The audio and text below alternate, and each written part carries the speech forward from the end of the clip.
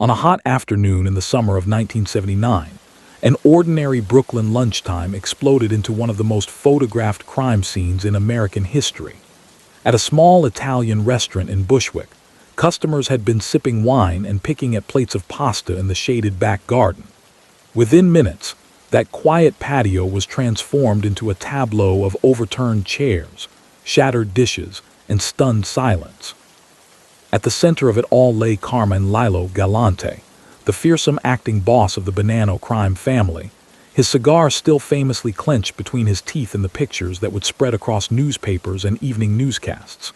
For law enforcement, this was no random act. It was a statement. Someone had dared to remove one of the most feared figures in organized crime in broad daylight, on New York City streets that, for decades, the mafia had treated as their own domain.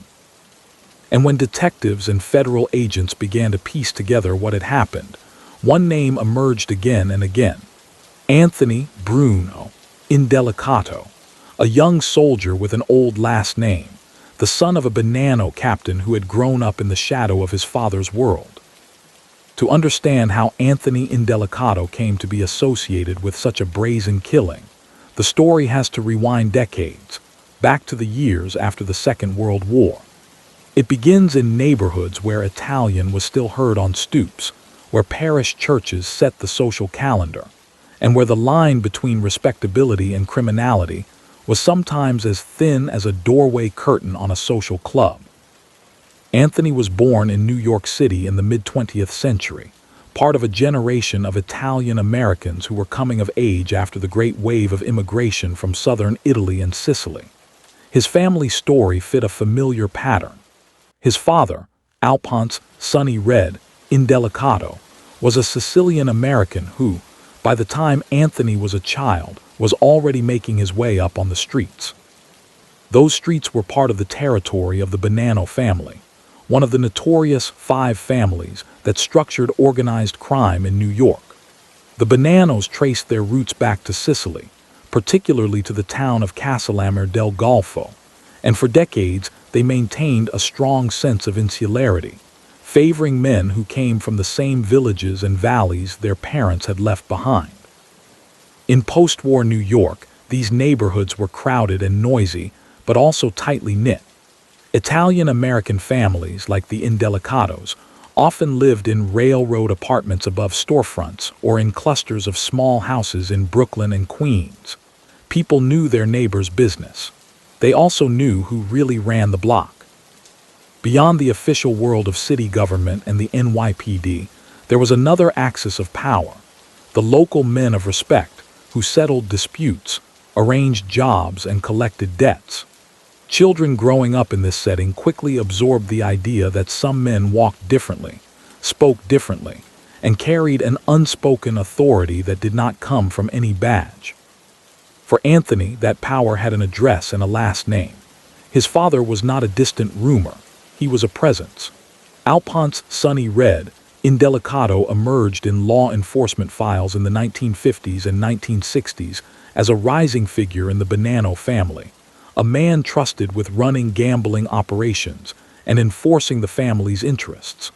By the time Anthony was old enough to understand, his father was no mere neighborhood tough. He was a made man, sworn into the Bonanno family in a secret ceremony that bound him more tightly than any official document could. Growing up as the son of such a figure created an unusual kind of childhood. There was a degree of material comfort that many working-class families around them lacked: better clothes, a nicer car parked on the block, perhaps a more stable income than a factory job or construction work could provide in those years. But it also came with volatility and tension. Federal agents and local detectives were a constant background presence in the lives of mafia families. Surveillance teams sat in parked cars, watching social clubs and street corners. Phones were tapped. Neighbors noticed when unmarked sedans lingered near certain houses. Children in these families learned early not to answer questions from strangers and not to repeat what they overheard at the dinner table. The broader American landscape was shifting as Anthony grew. In the 1950s, Televised hearings led by Senator S. Kefauver exposed elements of organized crime to a national audience for the first time. Grainy black and white footage showed well-dressed men insisting that they were ordinary businessmen, even as investigators described gambling empires and protection rackets.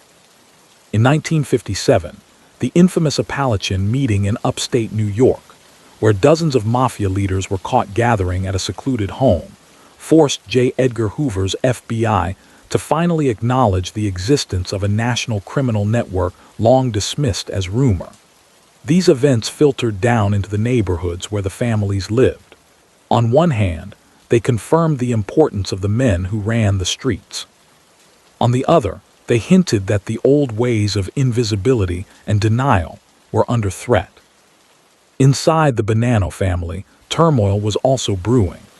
Joseph Bonanno, the family's namesake boss, had tried to steer his organization through the post-war era, expanding into legitimate businesses while continuing to oversee traditional rackets like loan sharking, gambling, and labor racketeering. But by the early 1960s, internal conflicts and external pressures led to what became known as the Bonanno War, a period of infighting, attempted coups, and shifting alliances that thrust the family into headlines and courtroom dramas. For young men like Anthony, this was the backdrop to adolescence. The knowledge that their fathers were not simply small-time hustlers, but participants in a larger, sometimes dangerous, struggle for power. As Anthony moved into his teenage years in the 1960s, New York itself was changing. The civil rights movement, the war in Vietnam, and growing distrust of authority reshaped the city's culture. In many Italian-American neighborhoods, there was anxiety about lost status and competition with newer immigrant groups. Factories and docks that had once provided steady work began to decline. For some young men, college and white-collar professions opened doors their parents never had. For others, especially those with family ties already embedded in the underworld, the most obvious path upward was the one they saw right outside their front door. Law enforcement reports from this period show Anthony's name beginning to appear alongside those of other young Bonanno associates. The pattern, familiar from countless similar lives, was incremental. At first, he was seen in the company of older men tied to gambling operations and loan collections. He spent time at social clubs frequented by his father's associates, places that functioned as informal headquarters for the crew. Over time, investigators came to view him as more than a bystander. Surveillance notes described him as an active participant in the family's day-to-day affairs, helping to collect money, maintain discipline among lower-level associates, and serve as an extra pair of hands for whatever tasks his superiors required. In this period, Anthony acquired the nickname that would follow him for the rest of his life, Bruno. The exact origin of the name is unclear in public records, but its persistence in law enforcement documents and street gossip alike reflects its acceptance in the underworld. Nicknames served a purpose in that world. They were shorthand, a way to signal familiarity and belonging. To be known by such a name was to be recognized as part of the fabric of the organization. The father-son dynamic within families like the Indelicatos was often crucial in shaping the younger generation's choices. The mafia presented itself as a kind of extended family, with values of loyalty, discretion, and mutual support. For a young man whose own father was respected within that structure, there was both pride and pressure. Staying clear of the life could be seen as a rejection not just of criminal activity, but of the networks that had sustained the family. And within the Bonanno ranks, the sons of established members were often given opportunities that others were not. They were presumed to understand the code, what could be said and what could not, what risks were acceptable, and what betrayals were unthinkable. By the late 1960s and early 1970s, as federal authorities intensified their focus on organized crime, Anthony's father rose further within the Bonanno hierarchy. Alphonse Sonny Red Indelicato was identified in FBI intelligence as a captain, or caporgine, responsible for managing a crew of soldiers and associates. That position brought both status and exposure. Captains served as the link between the street and the family's leadership. They enforced discipline, allocated earnings, and represented their men in high-level meetings. For Anthony, this meant that his own status as the capo's son came with an expectation that he would eventually take on more significant responsibilities. Simultaneously, law enforcement tools were evolving. Title III wiretap authority, granted in the late 1960s, allowed prosecutors to seek court orders for electronic surveillance on a new scale. Hidden microphones appeared in social clubs, restaurants, and cars. Phone lines were tapped not just in offices, but in private homes. The very spaces that had once felt safe for whispered conversations were increasingly compromised. For the new generation of mafiosi, including men like Anthony, operating under this level of scrutiny required constant vigilance. It also increased the likelihood that snippets of their lives would later appear in indictments and trial transcripts. The 1970s brought a further transformation in the Bonanno family's activities. While gambling and loans remained staples of the organization's income, narcotics trafficking, in particular heroin, became more central. The French Connection pipeline that had historically supplied heroin to American streets was disrupted, and Sicilian networks grew in importance in filling that void. The Bonannos, with deep ties to Sicilian clans, were well positioned to take advantage. Federal investigations later painted a picture of a complex supply chain linking Sicilian producers, American distributors, and Brooklyn and Queens-based middlemen. In that climate, younger, ambitious figures in the family found opportunities to prove themselves. Anthony Indelicato emerged in law enforcement accounts as one of several Bonanno soldiers comfortable operating in this more volatile environment. He was part of a cohort that included men like Joseph Massino, a future boss, who would later become central to the family's history. These men represented a generational shift, American-born, more attuned to the realities of modern law enforcement, and willing to take risks that some of the older generation might have avoided. Yet the risk was not just from the government. Within the Bonanno family, deep divisions persisted. The scars of the earlier internal wars had not fully healed.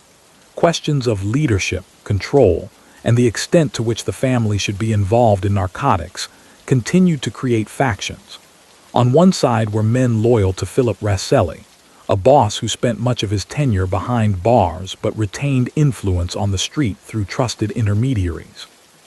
On the other were captains and soldiers who believed that their own earning power and muscle entitled them to a greater say in the family's direction. Anthony's position in this landscape was shaped heavily by his father's alliances. Alponte's Sonny Red did not align with the Rasselli camp. Instead, he became associated with a group of captains who believed they had been marginalized and were determined to assert their own leadership. For a son following in his father's footsteps, it was almost inevitable that he would be drawn into these same currents. The stakes were no longer just about who controlled a given gambling operation, but who would control the entire family. As the decade moved toward its end, outside observers began to notice quiet changes in who seemed to be moving with confidence on the streets and in the clubs associated with the Bonannos. Carmine Lilo Galante, long a feared figure within the organization and beyond, asserted himself as a de facto boss while Rasselli was incarcerated.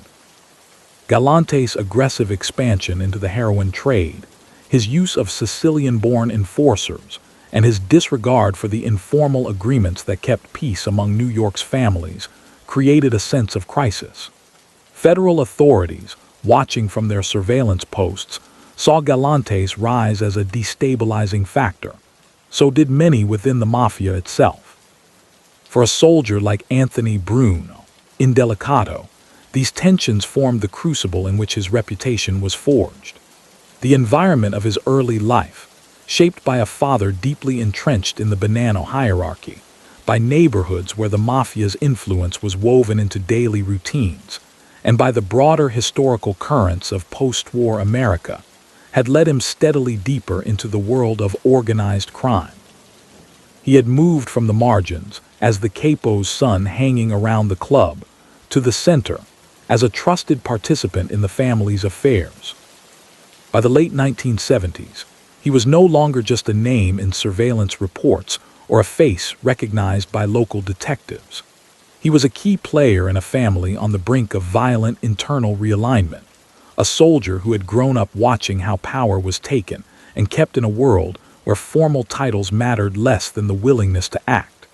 When the decision came to resolve the Galante problem in the most direct way possible, it would be men like Anthony, shaped by decades of exposure to this culture of loyalty, fear, and ambition, who were called upon to carry it out. The child of the post-war streets had become, in the eyes of law enforcement and his own peers alike, a man fully committed to the life that had surrounded him from birth. By the end of the 1970s, the balance of power inside the Bonanno family had become unstable, and the man at the center of that tension was Carmine "Lilo" Galante. For years he'd been a looming figure in law enforcement files, a man who had built a reputation as both a fierce enforcer and an ambitious strategist. After serving a long federal sentence on narcotics charges, Galante returned to New York determined to reclaim what he believed was his due. With Philip Raselli imprisoned on unrelated charges, Galante simply acted as if he were the boss, calling meetings, making decisions, and inserting himself into some of the most profitable and risky enterprises of the era. One of those enterprises was heroin. By the mid-1970s, international routes that once funneled drugs from Europe into the United States had been disrupted. In that vacuum, Sicilian groups stepped in, building what became known in the press as the Pizza Connection Network, seemingly ordinary pizzerias and cafes that, according to later court cases, were used as fronts for wholesale distribution. The Bonannos' strong historical ties to Sicily gave them an advantage, and Galante seized it. He surrounded himself with Sicilian-born associates, often called zips in American mob slang, whom he trusted to run key parts of the operation. To other New York families, it appeared that Galante was not just rebuilding the Bonanno family's strength, but doing so in a way that disregarded the unwritten rules meant to keep the peace. Those unwritten rules were supposed to be enforced by the so-called Commission, an informal governing body made up of the bosses of New York's 5 families and a handful of powerful outsiders. Since the 1930s, this structure had served as a way to mediate disputes, divide territories, and authorize any drastic action that might affect multiple families. While its existence was long denied by the men involved, law enforcement would eventually prove in court that such a coordinating body did exist. And according to later testimony by cooperating witnesses, that is where the plan to remove Galante took shape. From the perspective of many senior figures, Galante's conduct was reckless. He claimed for himself a dominant share of the heroin profits. He made decisions without consulting peers, and he appeared indifferent to the possibility that his actions could draw intense government scrutiny not only onto himself, but onto the entire American-Italian underworld. In later years, men like Joseph Massino, who would eventually become Bonanno boss and later a government witness, described Galante as someone who had gone rogue, a figure whose personal ambitions outweighed any concern for collective stability. For ambitious mid-level figures like Alponte's Sonny Red, Indelicato and his son Anthony, this chaos created both danger and opportunity. The elder Indelicato had prospered under the traditional system, building a sizable crew that controlled gambling, loans, and other rackets in parts of Brooklyn and Queens. But he was not part of Galante's inner circle. From prison, Philip Raselli still commanded loyalty among captains who resented Galante's self-promotion. They believed that their obedience to Raselli and their years of service were being ignored while Galante diverted money and influence to his own favorites. In this atmosphere, word began to circulate quietly, cautiously, that something decisive needed to be done. Accounts from cooperating witnesses, many given decades later under oath, suggest that leaders from other families approached trusted Bonanno figures and raised the idea of removing Galante permanently. Such proposals were not made lightly. Taking the life of a boss, even an acting one, without broad approval risked igniting a larger conflict. But by 1979, enough top-tier mafiosi agreed that Galante posed such a problem that, as those witnesses would later tell juries, authorization was granted. Whatever the precise choreography of conversations at the highest level, what is clear from the historical record is that planning for Galante's murder was methodical.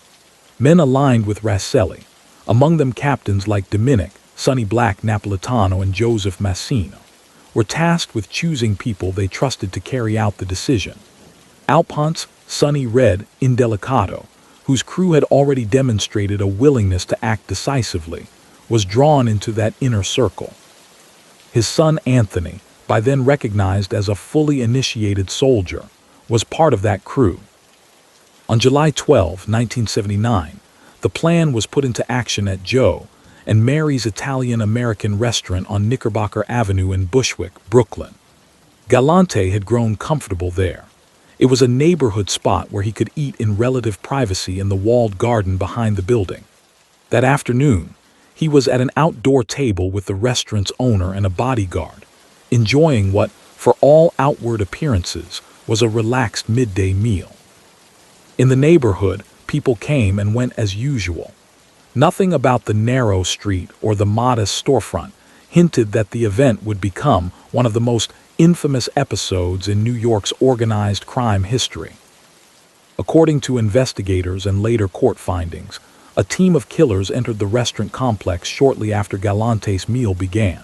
Some wore disguises intended to deflect initial suspicion. In a matter of seconds, the casual summer scene in the back garden shattered. Shots rang out, sending everyone scrambling.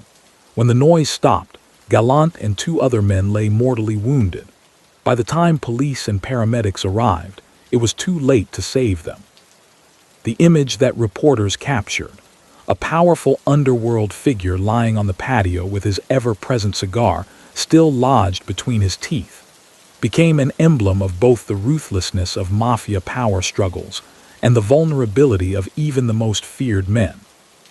Almost immediately, detectives and FBI agents suspected that the killing was an inside job. Galante had arrived at the restaurant without heavy security, suggesting that he felt safe. There were no signs of robbery or random conflict. The precision and speed of the attack pointed to professionals who knew exactly where he would be. Yet, as was typical in such environments, no witness stepped forward to identify the shooters, and no direct physical evidence tied specific individuals to the scene. For the moment, the case remained formally unsolved, filed as yet another act of underworld violence in a city already accustomed to sensational headlines. Behind the scenes, however, law enforcement began piecing together a picture of what had happened.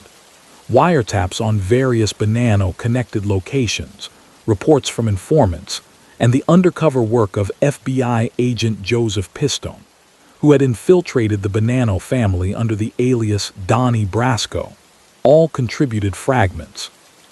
Pistone, who had been working his way into the good graces of Dominic Sonny Black Napolitano since the mid-1970s, later wrote and testified that members of the family discussed Galante's death in his presence, nomming those they believed had earned credit for carrying it out.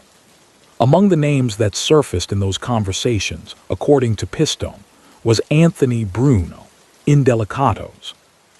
At the time, these were pieces of a puzzle that prosecutors were not yet ready to put before a jury, but the information was carefully recorded and stored, adding to growing files on the Indelicato crew.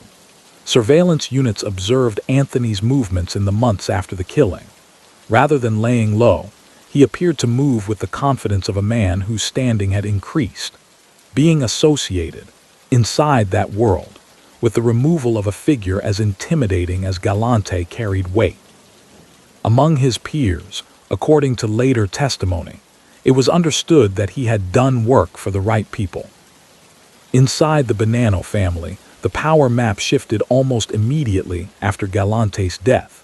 With the obstacle removed, Raselli's leadership was reaffirmed from his prison cell. A group of trusted captains, including Joseph Massino and Dominic Napolitano, effectively ran day-to-day operations on his behalf on the street. Men loyal to Galante either adapted to the new order or found themselves marginalized. The Sicilian zips he had favored were gradually absorbed into other crews or sidelined, depending on their relationships. The elder Indelicato's position appeared strong in this new arrangement. As a captain who had opposed Galante and by many accounts contributed to his downfall, Sonny Red expected a greater voice in family affairs. His crew controlled lucrative territory and had demonstrated organizational discipline. For Anthony, this translated into greater responsibility. Law enforcement surveillance showed him collecting payments, attending key meetings, and serving as a bridge between his father's generation and younger associates eager to prove themselves. At the same time, federal strategy against organized crime was evolving. The Racketeer Influenced and Corrupt Organizations Act, RICO, had been on the books since 1970, but it took prosecutors years to fully develop its potential.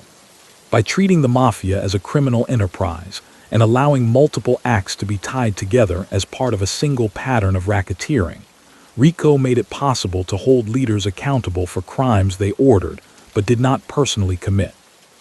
The Galante killing, though not immediately charged, fitted perfectly into this new approach. FBI supervisors and federal prosecutors in New York understood that if they could compile enough evidence linking mob leaders and trusted lieutenants to a series of violent acts and financial schemes, they could seek long sentences that would disrupt entire organizations. Yet while the government refined its legal strategies, internal dynamics within the Bonanno family continued to churn. Far from resolving all disputes, Galante's removal highlighted deeper questions. Who truly spoke for the family? How should profits, especially from high-risk rackets like narcotics, be shared? Who was trusted to represent the Bonannos in dealings with other families?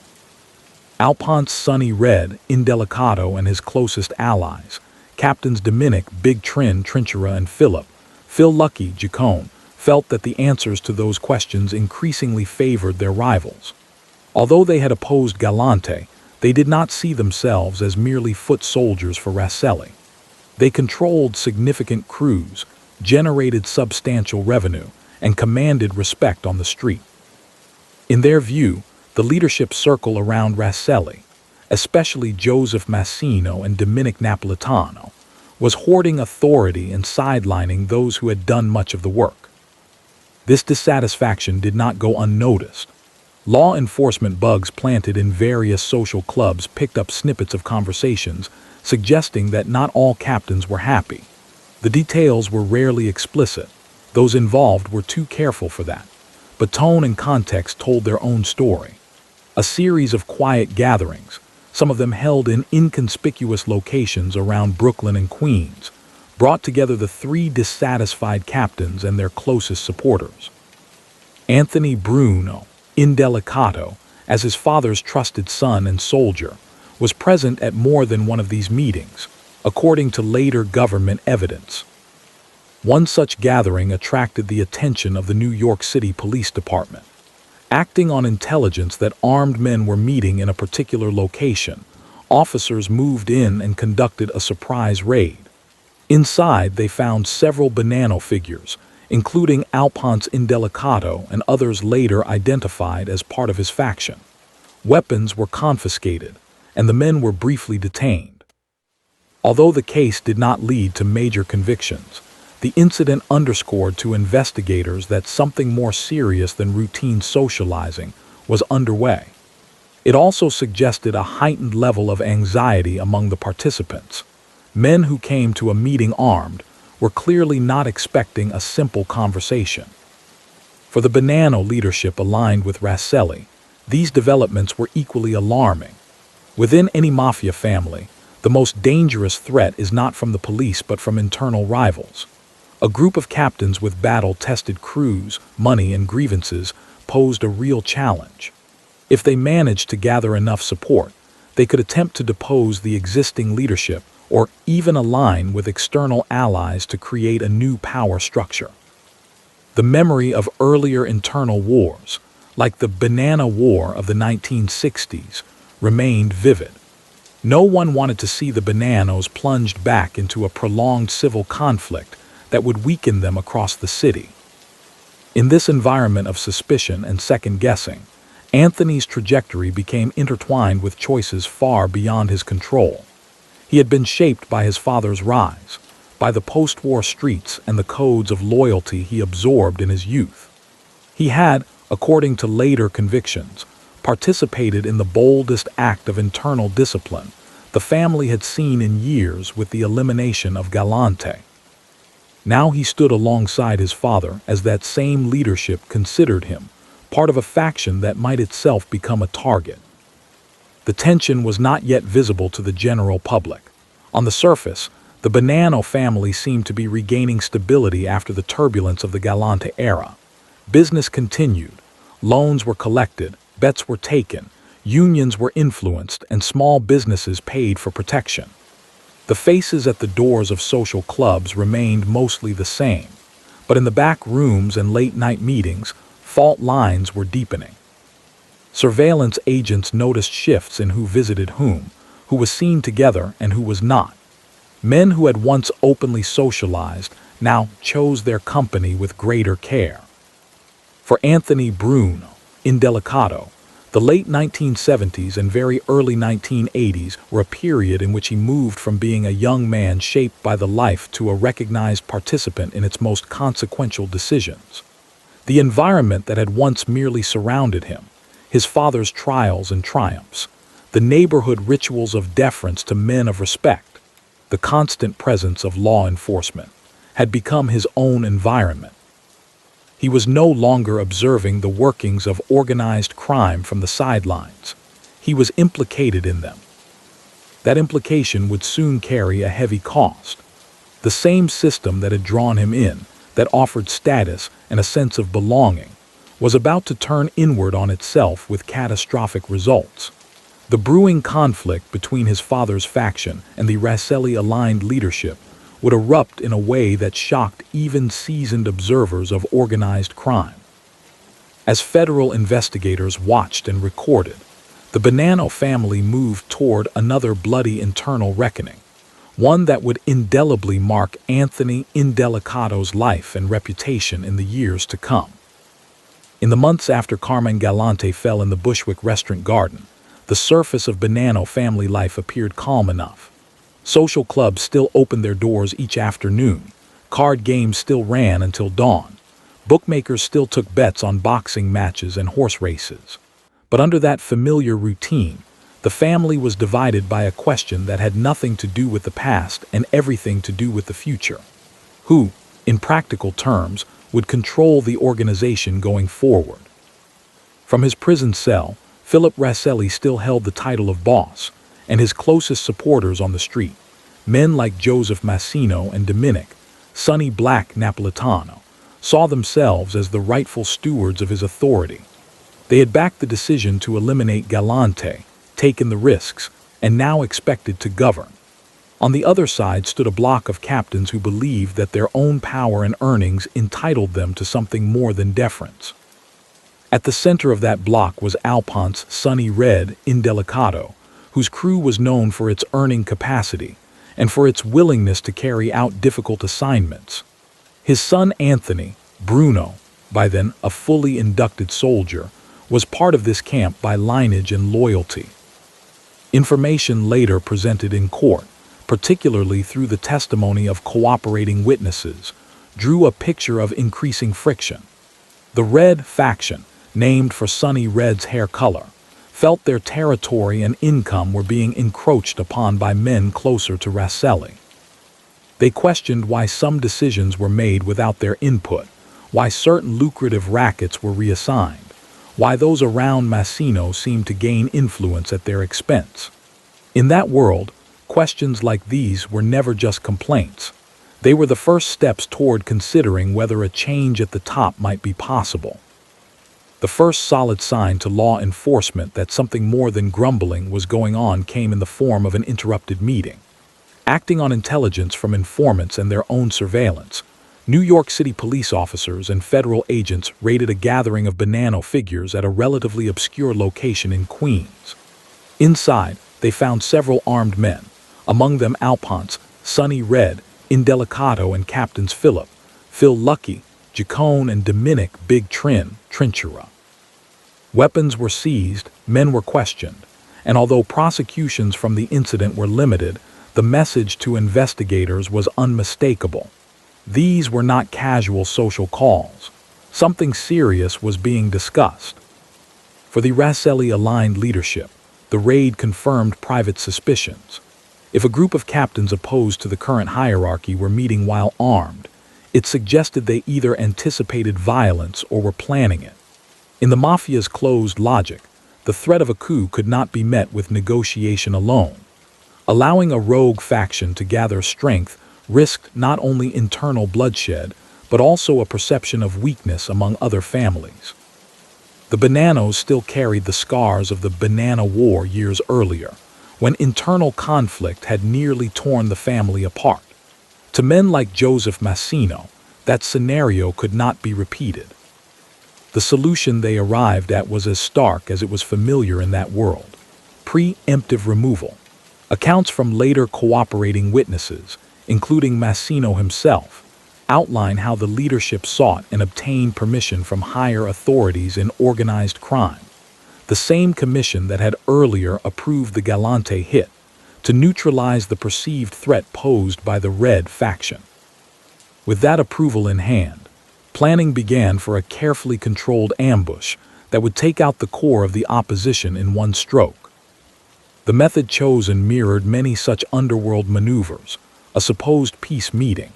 Word was passed that the time had come to settle differences, that a face-to-face sit-down would clear the air between factions.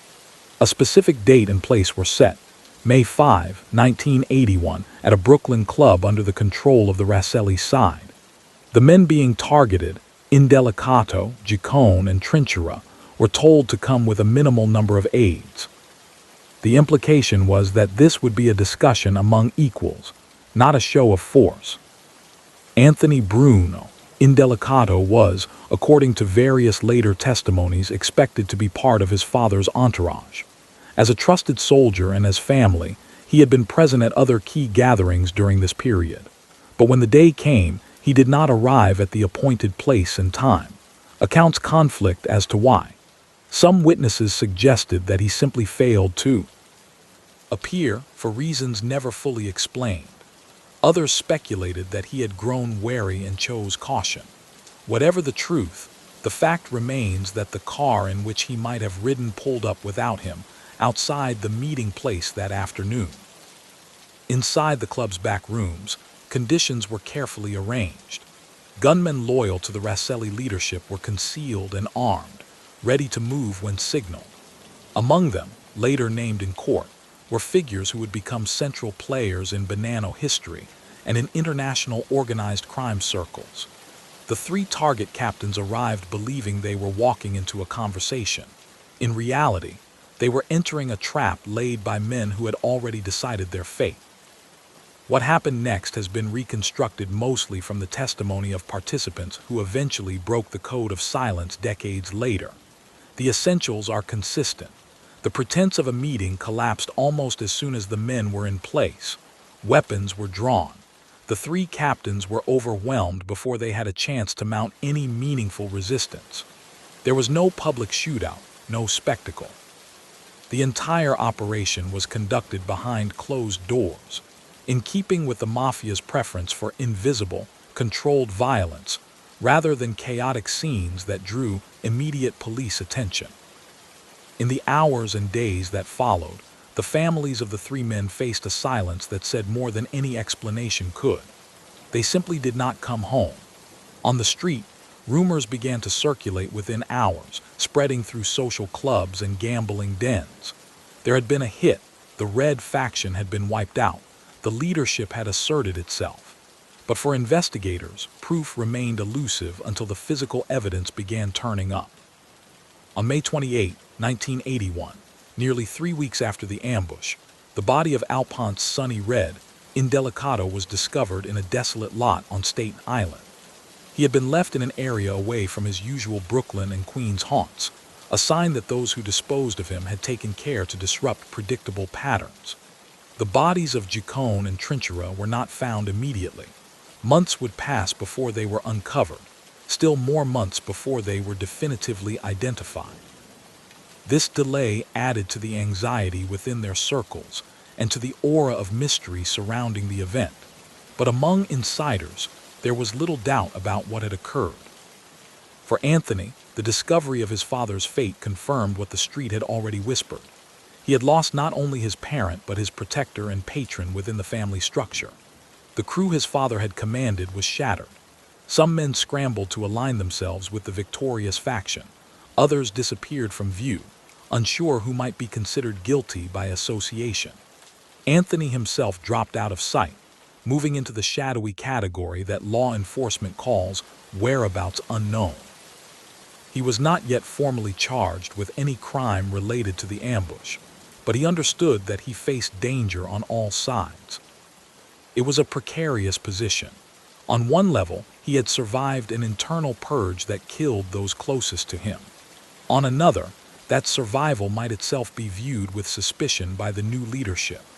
They could wonder why he had not been present with his father at the meeting, whether he had advanced knowledge, whether he harbored thoughts of revenge. At the same time, federal agents and prosecutors already regarded him as a serious figure, believing he had played a role in the Galante hit and had been aligned with the losing faction in this new power struggle. If he showed himself too openly on the street, he risked attention not only from hostile mobsters, but from investigators building long-term cases against the family. While these dramas unfolded within the Banana ranks, another threat to the family's stability was emerging from a direction few had anticipated. The undercover work of Joseph D. Pistone, the FBI agent who had spent years inside the organization under the name Donnie Brasco. Beginning in 1976, Pistone had patiently posed as a jewel thief with connections in Florida, cultivating relationships with lower-level Banana associates, and gradually earning enough trust to be introduced to more serious figures. By the late 1970s, he was regularly in the company of men like Benjamin Lefty, Ruggiero, and crucially, Dominic Sonny Black Napolitano, who saw in Donnie a useful earner and a potential recruit.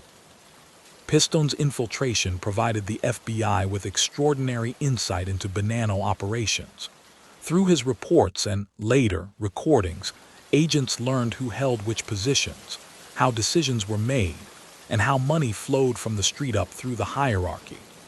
They also heard, secondhand, about events like the Galante murder and the growing friction between factions. Crucially, Pistone was positioned to observe the rise of Napolitano as a key street boss loyal to Rosselli, and the rivalry between Napolitano and Tony Murrah, another Banana figure, who initially controlled Pistone's introduction to the family. By 1980-1981, Napolitano was pushing hard to have Donnie Brasco formally inducted into the family, a sign of just how thoroughly the undercover agent had embedded himself. Within the FBI, this created a dilemma. Allowing an agent to go through a mafia induction ceremony carried obvious risks, but pulling him out too early might squander an unprecedented opportunity. Ultimately, the Bureau decided that the line could not be crossed. In July 1981, after nearly 6 years undercover, Pistone was quietly withdrawn from the field, and the Bureau took the extraordinary step of directly informing mafia leadership that Napolitano had unwittingly sheltered an FBI agent in his crew. The revelation shocked the Bananas and the wider organized crime world.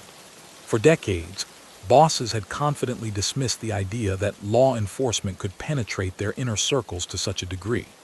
The Piston operation proved otherwise.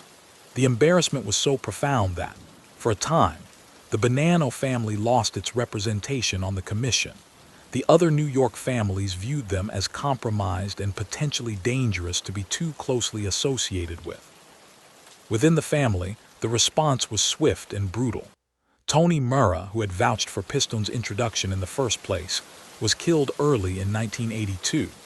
Dominic "Sonny Black" Napolitano, who had embraced Donnie and advocated making him a formal member, was himself executed later in 1981.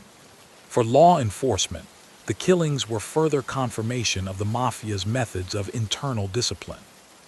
For the Bonannos, they were grim necessities intended to show other families that they were taking the breach seriously. In this climate of suspicion and reprisal, Anthony Indelicato's position remained precarious. On the one hand, the purge of the Red faction had removed his father and closest allies, leaving him isolated. On the other, the Piston debacle had weakened the family's overall standing, forcing even victorious figures like Massino to focus on restoring basic credibility before dealing with every lingering internal grudge. Some accounts from later informants suggest that Anthony found temporary refuge under the protection of sympathetic figures within or even outside the Bonanno structure, moving between safe locations and avoiding any routine that might make him easy to locate. Meanwhile, the government was patiently assembling a larger case. The information gathered by Piston, combined with wiretaps, surveillance, and the occasional cooperation of lower-level informants, allowed federal prosecutors to begin envisioning a comprehensive RICO indictment against the Bonanno hierarchy. Rather than bringing piecemeal charges for individual acts of extortion or illegal gambling, they aimed to show a pattern of racketeering that included high-profile killings like those of Galante and the 3 rebellious captains. Each violent act could be framed not simply as an isolated crime, but as part of the way the enterprise enforced its rules and protected its revenue. In the early 1980s, grand juries in the Eastern District of New York heard testimony about how decisions were made within the family, about the roles of key figures, and about particular episodes of violence. Names that had once appeared only in confidential FBI files, Massino, Rasselli, Indelicato, and many others, were discussed in the formal, if still secret, setting of federal proceedings. Anthony's absence from the streets did not remove him from this picture. On the contrary, his suspected role in the Galante hit and his ties to his father's ill-fated faction made him a central figure in prosecutors' efforts to show how the Bonannos used murder as a tool of organizational control. By the mid-1980s, as other major cases against New York's crime families were taking shape, including the famous commission trial that would target leaders of the Genovese, Gambino, and Lucchese families, the Bonanno case moved from planning to execution. Indictments were drafted that wove together years of investigative work. When they were finally unsealed, they revealed the government's intention to hold not just bosses, but also trusted soldiers like Anthony Indelicato accountable under RICO for some of the most consequential acts of violence in recent mafia history. For Anthony, those legal documents marked the beginning of a new phase in a life that had already been shaped by power struggles, internal purges, and constant surveillance. The threats he had long faced from rival factions within the underworld would now be joined by a relentless challenge from the federal justice system, determined to transform the secret history of his world into courtroom evidence. By the mid-1980s, the slow, methodical work of federal prosecutors had caught up with the Bonanno family. The scattered clues about internal killings, the undercover reports from Joseph Piston, the wiretaps and surveillance logs, all of it was pulled into thick draft indictments in offices in Brooklyn and Manhattan. For years, men like Anthony Indelicato had lived with the knowledge that they were being watched but not yet charged. That limbo ended when the government decided it finally had enough to move. The legal tool they reached for was RICO, the Racketeer Influenced and Corrupt Organizations Act. The law had been on the books since 1970, but it took a decade of experimentation before prosecutors understood just how far it could stretch. Under RICO, they did not need to show that a particular defendant had personally carried out every crime. Instead, they could present the Bonanno family itself as a criminal enterprise whose members, over time, engaged in a range of offenses: illegal gambling, loan sharking, labor racketeering, and at the most serious level, murder to maintain power and profit. Specific violent acts, including the 1979 killing of Carmen Galante, could be framed as racketeering acts within a larger pattern of organized crime. In 1984 and 1985, federal grand juries in the Eastern District of New York returned sweeping indictments against the Bonanno hierarchy. Among the names listed were Philip Raselli, still recognized as boss despite long stretches behind bars; Joseph Massino, the rising power on the street; a number of captains and soldiers; and Anthony Indelicato, identified not just as a participant in day-to-day rackets, but as one of those responsible for the Galante assassination. The indictment alleged that Galante's murder was not a random feud, but a planned move to stabilize control of the family and to appease other New York organizations angered by his unilateral behavior. Indelicato had spent the early 1980s moving carefully, aware that his father's killing had left him exposed internally and externally. He slipped across state lines, used temporary apartments, and avoided the kind of habitual routines that make surveillance easy. Law enforcement placed him in and out of New York, sometimes in the outer boroughs, sometimes further south. For a while, he managed to stay just beyond the reach of an arrest warrant. But as the RICO case advanced, the pressure intensified. Agents from the FBI and U.S. Marshals Service circulated his name and photograph, and informants were quietly asked to pass word if he surfaced. When he was finally taken into custody in the mid-1980s, it happened not on a New York sidewalk but in the comparatively anonymous sprawl of Florida. Federal agents, acting on fresh intelligence, moved on a residence where he had been staying. The arrest itself, while tense, unfolded without the kind of public clash that made headlines in other cases. There were no camera crews waiting, no orchestrated perp walk. But for the agents who had spent years building a case file with his name prominently underlined, it was a significant moment. One of the men they believed had helped remove a mafia boss in broad daylight was now in handcuffs, facing a courtroom instead of another internal promotion. Transported back to New York under heavy guard, Indelicato appeared in federal court to hear the formal charges. The indictment laid out a narrative very different from the one that had governed his life until then. Where he had once been a soldier obeying decisions handed down in back rooms and clubhouses, he now stood in a public forum where judges, prosecutors, and defense attorneys would dissect those same decisions in the language of federal law. He pleaded not guilty, as did his co-defendants. The courtroom became the new arena where questions of loyalty, power, and responsibility would be thrashed out. The trial that followed, one of several major mafia cases unfolding in New York at the time, drew together years of investigative effort. Prosecutors called FBI agents to explain surveillance photos, intercepted phone calls, and the structure of the Bonanno family as they understood it. They outlined how money flowed up from bookmakers, loan collectors, and business fronts to capos, and then to the leadership. Crucially, they presented the removal of Carmen Galante, not as a rogue act by a few gunmen, but as a decision made at the highest levels and implemented by trusted subordinates, among them Anthony Indelicato. Testimony from former insiders played a vital role. By the mid-1980s, the long-standing code of silence in organized crime was beginning to crack. In other families, high-ranking figures like Nicholas "Nicky" Barnes and, a bit later, Salvatore Sammy the Bull Gravano showed that people deeply embedded in criminal organizations could decide to cooperate with the government. While the Bonanno case against Indelicato did not yet feature someone as prominent as Gravano, it did benefit from the willingness of lower-level participants and associates to talk.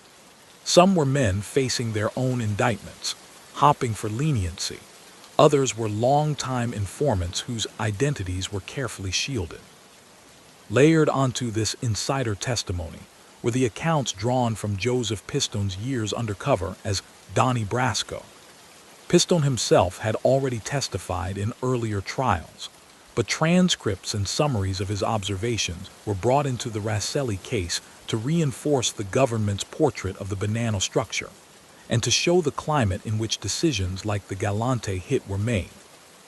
Pistone's notes about conversations in which Galante's death was discussed, and about the pride some took in having done work for the leadership, helped the prosecution argue that the killing was part of an organized strategy, not an isolated grievance. The defense pushed back on multiple fronts. Attorneys challenged the credibility of cooperating witnesses, highlighting their own criminal histories and the incentives they had to curry favor with prosecutors. They argued that the government's picture of the Bonanno family hierarchy was stitched together from gossip and guesswork. In Indelicato's case, they stressed the lack of direct physical evidence tying him to the Bushwick restaurant garden on the day Galante died. No weapon had been recovered from him. No fingerprints lifted from the scene linked to him. No eyewitnesses were willing to testify that they'd seen him pull a trigger. But RICO cases were designed to work around precisely that problem. Prosecutors did not need to show that Indelicato had left a fingerprint on a chair or been photographed outside the restaurant. They needed to convince the jury that, as a soldier in the family, he had joined in the enterprise's criminal pattern and had taken part in at least some of its acts, including Galante's murder. The web of circumstantial evidence, his position in his father's crew, his immediate rise in status after the killing, the reports from inside informants that he was credited with being on the hit team, was presented as enough to establish his role beyond a reasonable doubt.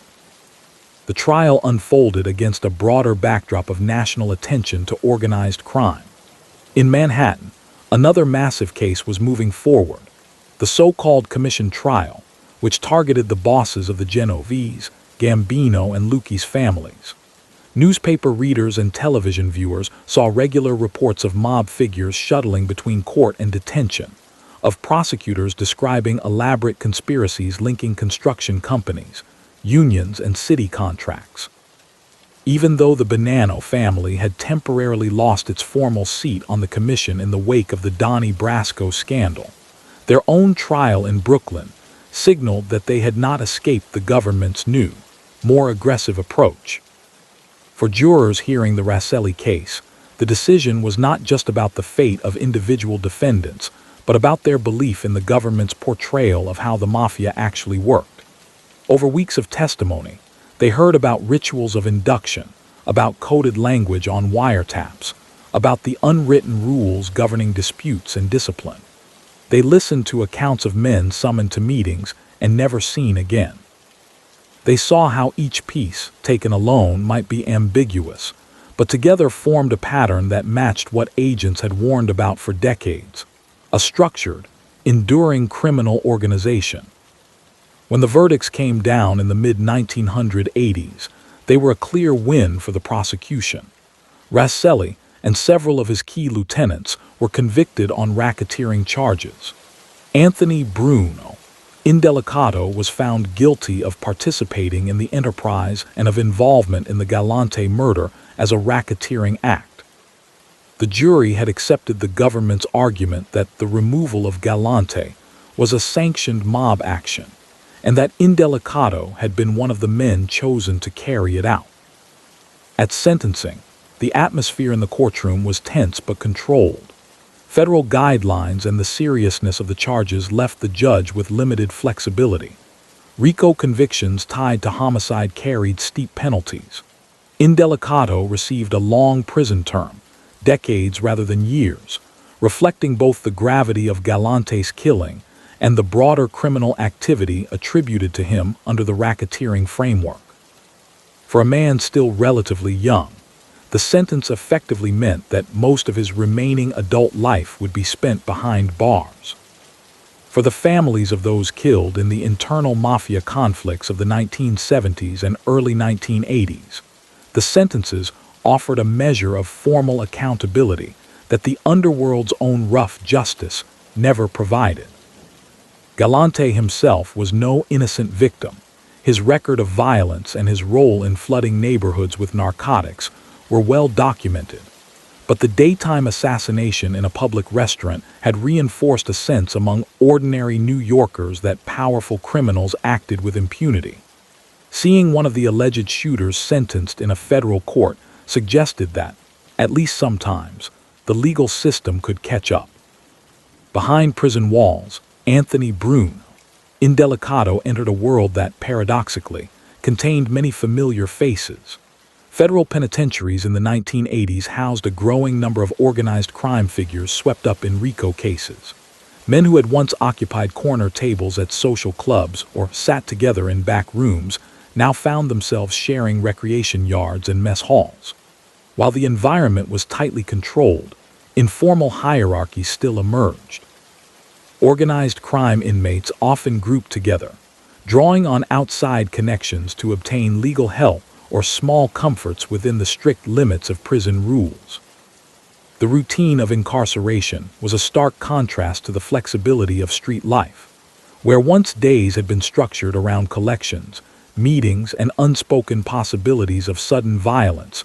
Prison life revolved around counts, work assignments, and the small privileges that could be earned through good behavior. Indelicato, like many long-term inmates, had to adapt to a schedule not of his own making. Visits from family or friends punctuated the monotony, offering reminders of a world continuing without him. One of the more personal developments during these years was his relationship with Catherine Burke, daughter of James, Jimmy the Gent Burke, a well-known associate of the Lukey's family whose own criminal career, particularly the notorious Lufthansa airport robbery, would later be dramatized in films and books.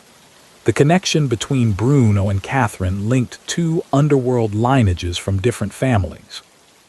In the late 1980s, while he was still incarcerated, the two married in a ceremony conducted under prison regulations.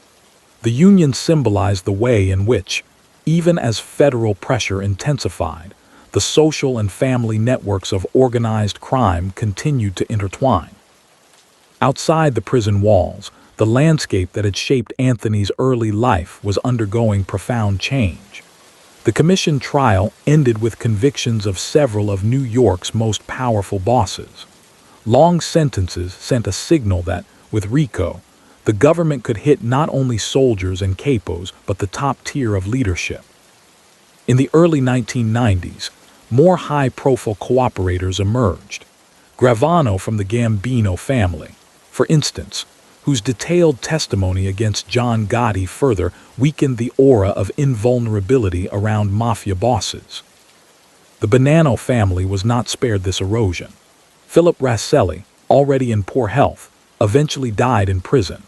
Joseph Massino, despite earlier convictions, maneuvered to become the uncontested boss on the street in the late 1980s and early 1990s, striving to rebuild the family's damaged reputation.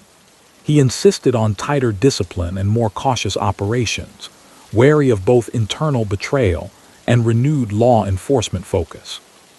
For men like Indelicato, serving long sentences, Massino's reign unfolded mostly as news passed through visits, letters, or the prison grapevine. At the same time, the public image of the mafia was being reshaped by popular culture. In 1988, Joseph Pistone's book, Donnie Brasco, My Undercover Life in the Mafia, was published, offering the first full insider account of his years infiltrating the Bonannos. The book described, in plain language, the daily workings of the family, including the aftermath of the Galante murder and the internal tensions that led to the killings of the three captains. Names like Sonny Red and Bruno, reached readers who had never paid close attention to crime reporting in the newspapers. When Donnie Brasco was adapted into a Hollywood film in 1997, starring Al Pacino and Johnny Depp, the story reached an even larger audience. While the movie took some dramatic liberties, as almost all adaptations do, it reinforced a particular image of the banana world. Insular, suspicious, sometimes grimly matter-of-fact in its violence, and ultimately vulnerable to the persistence of law enforcement. For viewers, Anthony Indelicato became one of several recognizable figures from that era, a name associated with a high-profile assassination and the FBI operation that helped expose the family's innermost workings. Inside, however, life remained measured in small increments: days, weeks, years. Indelicato's sentence, though long, was not necessarily unchangeable. Federal inmates could earn reductions through good behavior and, under certain circumstances, benefit from shifts in sentencing policy. Over time, as the 1990s progressed and his disciplinary record stabilized, the theoretical release date moved slowly closer. Appeals challenging aspects of the RICO convictions, including those in the Raselli case, were filed and heard, but appellate courts upheld the core findings. The legal system had spoken, and it was not inclined to reopen the story of Galante's death or the pattern of banana racketeering that surrounded it. By the late 1990s, after roughly a decade and a half behind bars, the prospect of release moved from distant abstraction to a concrete possibility. The world waiting outside was not the one Anthony Indelicato had left. Law enforcement had continued to press its campaign against organized crime. Younger generations in the neighborhoods where he had grown up had seen more of hip-hop than of old-style social clubs, and the very notion of underworld honor had been undercut by a steady parade of once-feared men choosing to testify for the government. For a man whose identity had been formed in the crucible of 1970s Brooklyn, whose reputation rested on acts decided in dimly lit rooms, stepping back into that changed landscape would pose its own challenges. The sentence imposed in a Brooklyn courtroom had removed him from the front lines of banana power struggles. Yet the name Anthony Indelicato still carried weight in law enforcement files and in certain corners of the underworld, a reminder of past violence and of the government's determination to respond to it with long, grinding prosecutions rather than quick retribution. When Anthony Indelicato walked out of federal custody in the late 1990s, he stepped into a very different world from the one he had left in the mid-1980s. The New York that greeted him still bore traces of the old neighborhoods, corner delis, parish churches, familiar surnames on mailboxes, but the underworld landscape had shifted dramatically. Law enforcement had won major victories, beloved social clubs had closed under pressure, and a new generation of prosecutors and agents treated the mafia not as myth, but as a priority target.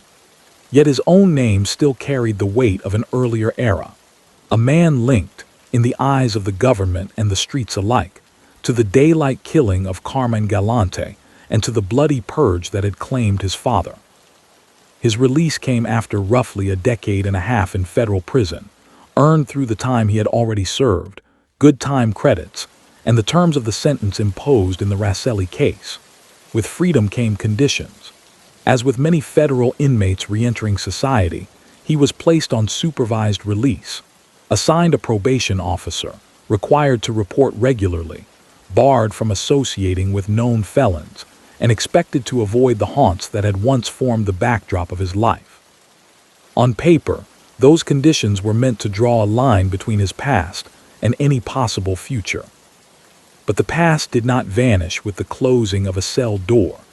During his time behind bars, Bruno had formalized a personal tie that spoke volumes about his place in the criminal milieu.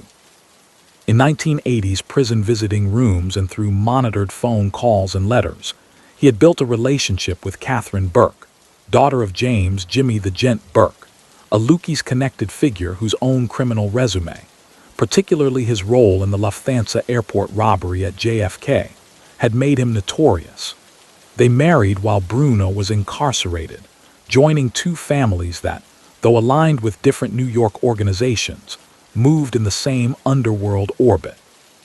By the time of his release, Jimmy Burke had died in prison, but the Burke name still resonated in law enforcement files and in the neighborhoods of Queens where he had operated. For the Indelicatos and the Burkes, the marriage offered a form of stability, a family unit that could, at least in theory, anchor Bruno to more settled life. Away from the official record, relatives and friends tried to carve out space for something resembling normalcy. Holidays in small apartments instead of back rooms of clubs, conversations about work and bills rather than scores and collections. But the world of organized crime is built on long memories. A man who had once been a trusted soldier did not simply reappear on the streets as if he had never taken an oath. On the outside, the Bonanno family he rejoined had been reshaped during his absence. Joseph Massino, released from an earlier sentence in the early 1990s, had maneuvered his way to the top of the organization. Quietly ambitious and cautious by reputation, Massino set about rebuilding a family that had been battered by the Donnie Brasco scandal, the three captains' murder, and the Rasselli prosecutions. Under his leadership, the Bonannos regained enough stability to win back their seat on the commission, symbolic recognition from other New York families that they were once again a functioning, trustworthy part of the underworld's top tier. Massino emphasized discretion. He discouraged flamboyant displays, avoided headline-grabbing acts of violence when he could, and reminded subordinates of what the 1980s had shown, that the government now possessed both the will and the legal tools to dismantle mafia structures. Yet his version of restraint did not mean renouncing the use of force. It meant using it selectively, against those who posed direct threats to the family's security or to his personal authority. In this recalibrated environment, a man like Anthony Bruno Indelicato still had value. His history, his reputation for having carried out a major sanctioned hit, and his bloodline as Sonny Red Son could be seen as assets if they were brought back under the control of the new regime. Court records and later government submissions indicate that, following his release, Indelicato gravitated back into Bonanno circles. Under the terms of his supervised release, he was forbidden to associate with known criminals, but surveillance and informant reports would later portray him at gatherings where other made men were present, in restaurants and apartments where discussions went far beyond reminiscence. In the logic of the life he had known since adolescence, staying away from those circles altogether would have been its own kind of statement, one that could be interpreted as rejection or, worse, as disloyalty. At the center of the next pivotal episode in his life was a relatively low-ranking Bonanno associate named Frank Santoro. Santoro had once enjoyed a working relationship with the family, but found himself increasingly on the margins by the late 1990s. Tensions emerged around money, respect, and according to later court filings, Santoro's relationship with people close to Massino's own family. At some point, Santoro allegedly made a remark that crossed a line no boss would tolerate, a threat involving Massino's daughter, made in the course of an argument.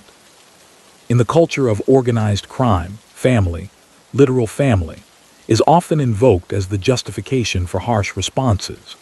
Whatever the exact words, prosecutors later argued that Massino interpreted Santoro's threat as an intolerable insult and a potential danger that had to be addressed. This was not a business dispute over territory or loan payments. It was perceived as a personal attack on the boss's bloodline, and thus on the symbolic heart of his authority. Massino, according to cooperating witnesses and court documents, made a decision that the world he inhabited treated as logical. Santoro had to be killed. To carry out such a mission, Massino turned not just to any available gunman, but to men he believed were capable and loyal, people whose previous conduct suggested they could be trusted with a sensitive, high-stakes task. Among those the government later alleged was Anthony Indelicato. Decades earlier, he had been a young soldier associated with the removal of Carmen Galante. Now, in middle age, he was again viewed as someone who could be called upon when the family wanted a problem addressed in the most final way. The plan that emerged in 2001, as reconstructed later in indictments and plea agreements, was grimly straightforward. Santoro's routines were watched. His home and local haunts were noted.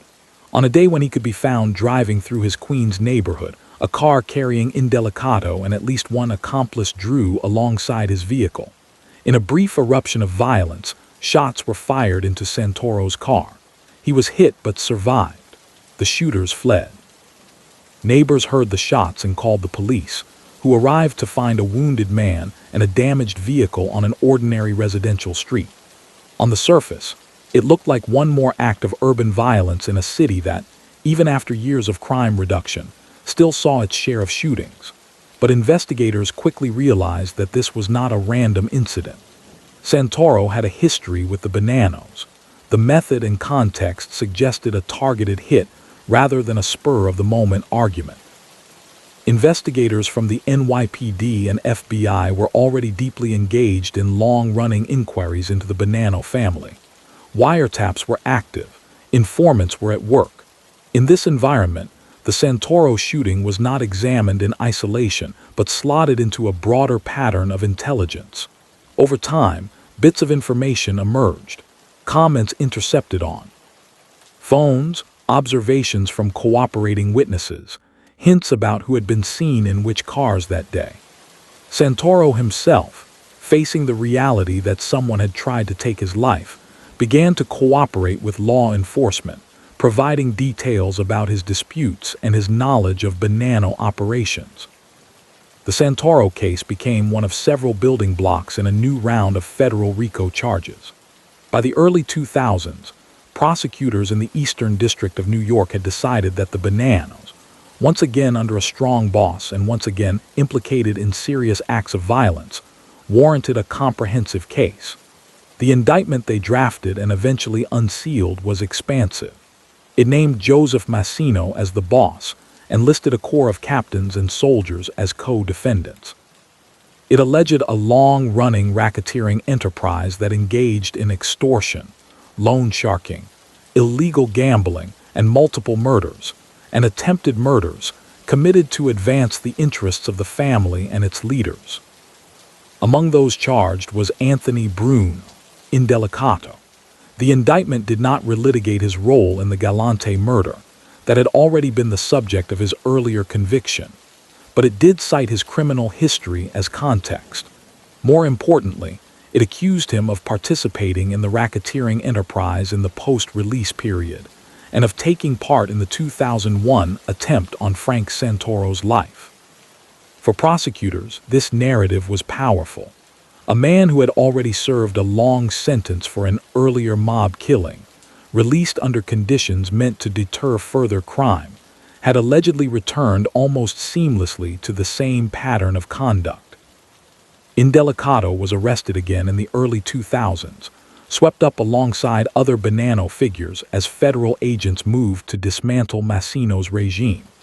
This time, there was little of the confusion that sometimes surrounds first-time arrests. He knew what it meant to be processed through the federal system, to sit in a holding cell awaiting a bail hearing, to hear an indictment read aloud in the measured voice of a clerk. He pleaded not guilty and was held pending trial, returning to the world of detention centers and attorney visits that he had left only a few years earlier. The case against Massino and his co-defendants, including Indelicato, was potentially enormous. Prosecutors prepared to present juries with evidence spanning decades, old murders that had remained officially unsolved, more recent plots like the Santoro attempt, and the daily mechanics of Bonanno criminal business. But in 2004, a development occurred that dramatically altered the legal landscape. Joseph Massino, the sitting boss of the Bonanno family, decided to cooperate with the government. Facing the possibility of a death penalty in connection with multiple killings, Massino made a calculation that would have been unthinkable for most bosses of his generation. He agreed to plead guilty and provide information about the inner workings of the family, including details of murders and murder plots that had long existed only as rumors and suspicions. His cooperation, made public in stages, shocked the criminal underworld. For law enforcement, it was a breakthrough on par with earlier high-profile defections from other families. Massino's decision increased the pressure on his co-defendants. They now faced not only informants from lower levels, but the testimony of the man who had led them, who could interpret coded phrases, explain family decisions, and place individuals at meetings where violent acts were planned. For Anthony Indelicato, already familiar with the risk calculus of federal trials, the combination of cooperating witnesses and physical evidence, ballistics, surveillance, Santoro's own statements, made the prospect of a jury trial particularly perilous. In 2004, Indelicato chose to change his plea. In federal court, under oath, he admitted his role in the Santoro shooting as part of a racketeering conspiracy. The plea did not transform him into a cooperating witness. He did not agree to testify against others. But it represented a formal acknowledgement that, after his earlier long sentence and release, he had once again engaged in organized criminal activity and had taken part in a planned act of violence on behalf of the Bonanno family. The record of the hearing shows a man answering the judge's questions crisply, acknowledging the factual basis for the plea as outlined by prosecutors. Sentencing followed in 2006. Federal guidelines, the seriousness of the conduct, and his prior record all weighed heavily. The judge, in discussing the appropriate term, pointed to the fact that Indelicato had previously served a substantial sentence for a mafia homicide and had then returned to the same criminal milieu. That history reinforced the need, in the court's view, for a sentence that emphasized both punishment and deterrence, not only for him, but as a message to others who might see prison as a temporary interruption rather than an endpoint. The result was another lengthy federal term, on the order of 2 decades. Credit was given for time already served since his latest arrest, and as with his earlier sentence, provisions existed for reductions based on good behavior. But the practical effect was clear.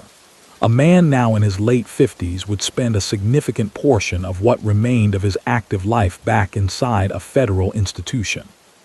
For observers of organized crime, the arc of Anthony Indelicato's life to this point underscored several themes that had become increasingly evident by the early 21st century.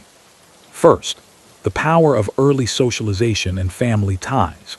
Raised in an environment where his father was a respected Bonanno captain, he had absorbed the norms and loyalties of that world almost by osmosis. Second, the persistence of criminal identity. Even a long sentence and the experience of federal prison had not, in his case, led to a clean break from organized crime, despite the presence of a marriage and the possibility of a different path.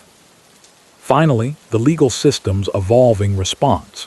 In the 1960s and early 1970s, men like Indelicato might have faced scattered prosecutions for individual acts, with relatively modest sentences and ample room to return to the streets.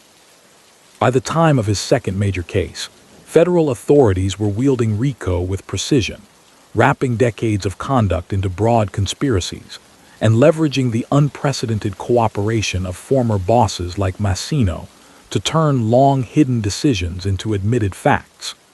The same mechanisms that had caught up with him in the Galante case had grown only more sophisticated by the time of the Santoro indictment.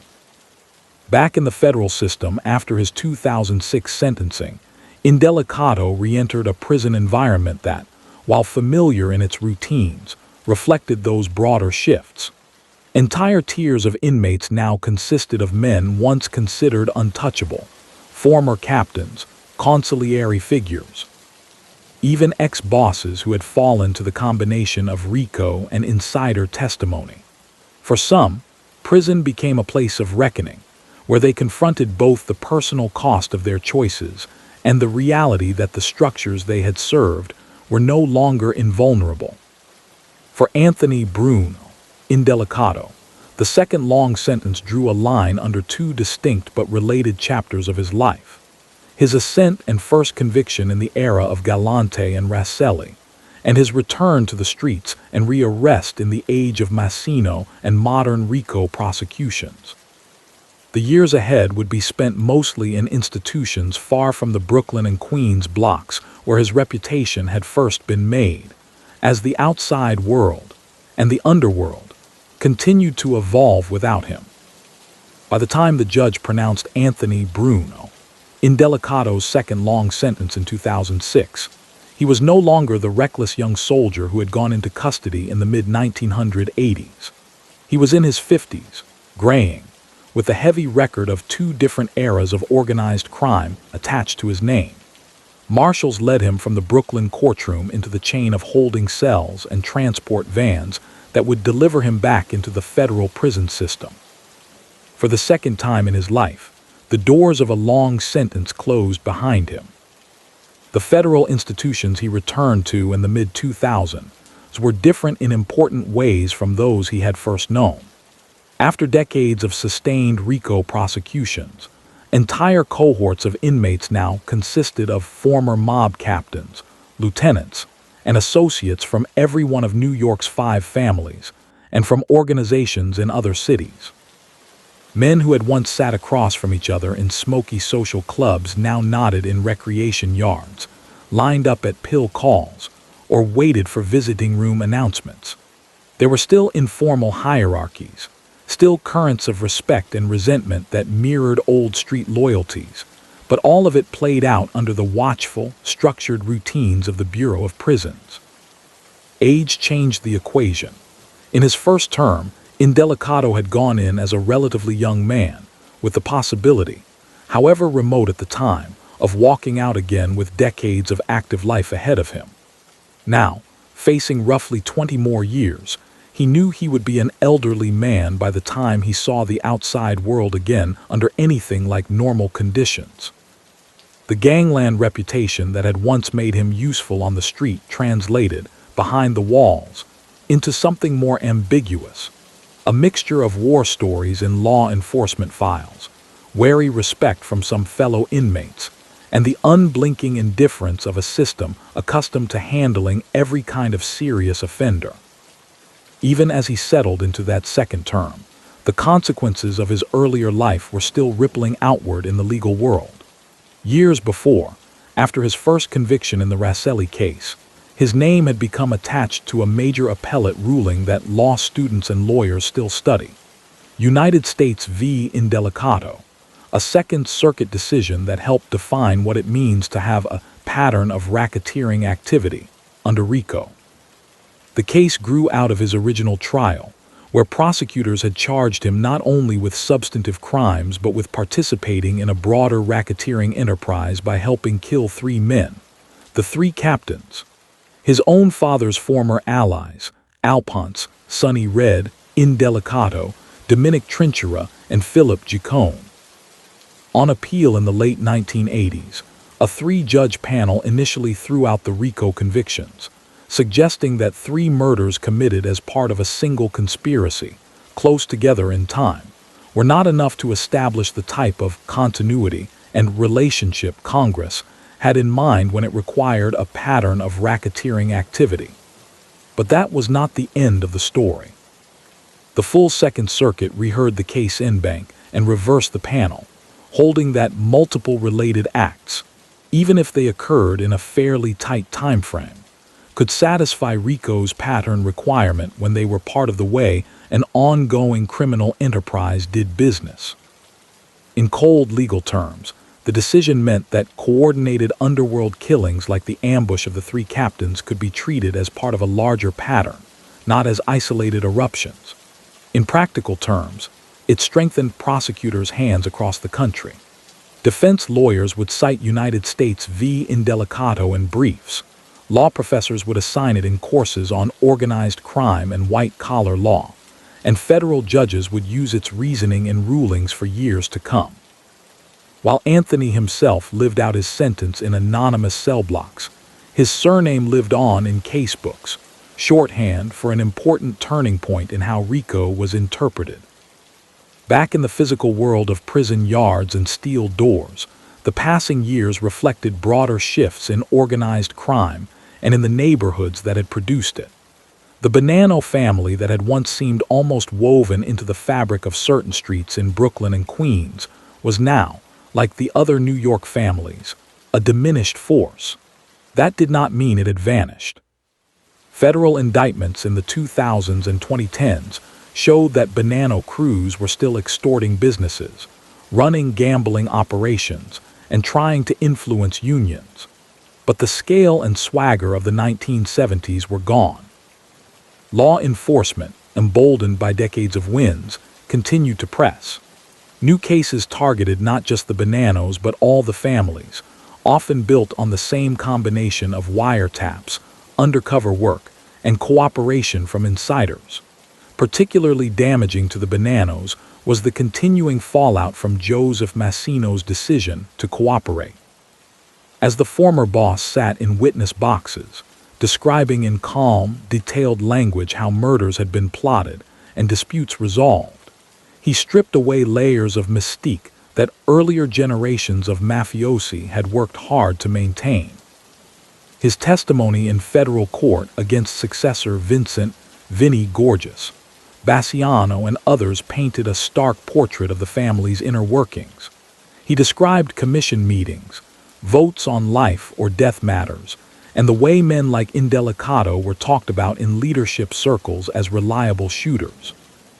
Even when he did not name Anthony directly in a given trial, the stories Massino told about the Galante era and about the three captains' murder kept those events alive in the public record, ensuring that the past episodes that had defined Bruno's reputation were not forgotten.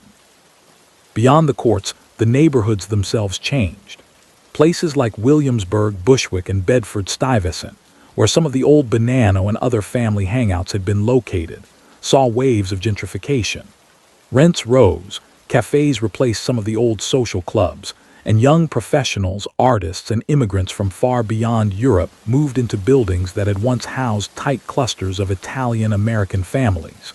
In parts of Queens, Howard Beach, Ozone Park, Middle Village, pockets of the old culture remained more visible, but even there the demographics shifted slowly, with newer immigrant communities joining or replacing the older Italian core. For a man like Indelicato, the news of these changes came in fragments. An article in a newspaper someone left in the common area, a television report in the day room, a comment from a visitor about how the old block looked nothing like it used to. Photographs in letters might show a church facade unchanged, but the faces on the sidewalk below would be different from the ones he remembered. The city he had known as a maze of personal connections and unspoken rules was becoming, steadily, a more anonymous, globalized metropolis. Even within the world of crime, new currents were emerging. Younger offenders flooding into the prisons often had no connection to the mafia at all. Their worlds were shaped by street gangs, drug crews, or completely different forms of organized fraud.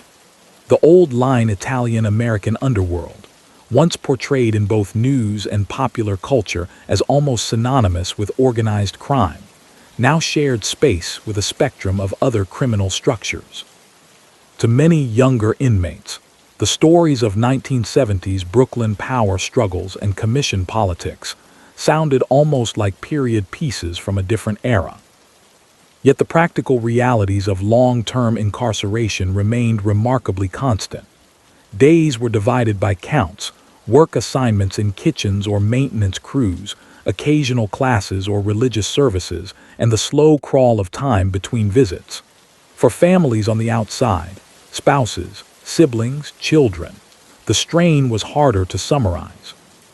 Catherine Burke, raised in a household already marked by long prison terms and public notoriety because of her father, found herself again in the role of a convict's wife. Visiting rooms became the stage for a kind of life most people never see. Brief, closely monitored conversations trying to carry enough warmth and stability to bridge years of separation. For the Bureau of Prisons and the courts, however, Anthony Indelicato was one of many long-term inmates with serious records. Whatever his notoriety in the outside world, his treatment inside was bounded by policies and regulations. His disciplinary history, his participation in required programs, his health, all of these factors shaped the bureaucratic decisions that would eventually determine when and under what conditions he could leave. As the 2010s approached and then passed, the outside world's view of men like Indelicato continued to evolve.